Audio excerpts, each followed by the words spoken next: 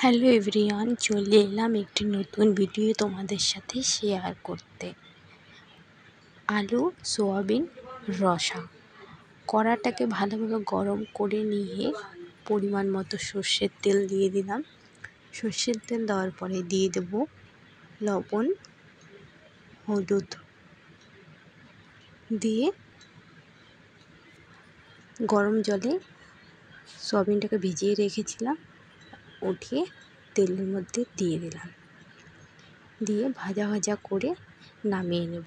ওই একই কড়ায় পরিমাণ মতো তেল দিয়ে দেব তেজপাতা, এলাইচি, দারচিনি, জিরে, পেঁয়াজ ভালোভাবে ভেজে নিয়ে দিয়ে দেব বেটে রাখা মশলা, জিরে, ধনে, কাঁচা লঙ্কা, পেঁয়াজ, আদা, রসুন, লবণ, হলুদ দিয়ে ভালোভাবে মশলাটাকে কষিয়ে নেব। মশলাটাকে কষানোর জন্য অল্প পরিমাণে জলও দিয়ে দিলাম।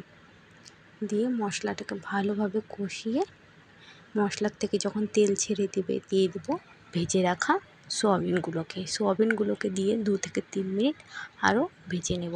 তারপর দিয়ে দেবো আলু দিয়ে একইভাবে আমি 2 থেকে 3 মিনিট ভেজে নিয়ে পরিমাণ মতো জল দিয়ে জলটার সাথে সব কিছু ভালোভাবে কষিয়ে নিলাম।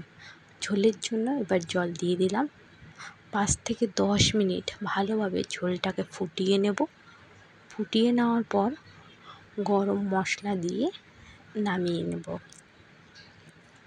তাহলেই রেডি হয়ে যাবে সোয়াবিন আলু রসা। অনেকেই বানাতে পারো, অনেকেই বলতে সবাই এই রেসিপিটি বানাতে পারে, তবুও আমি একবার শেয়ার করলাম।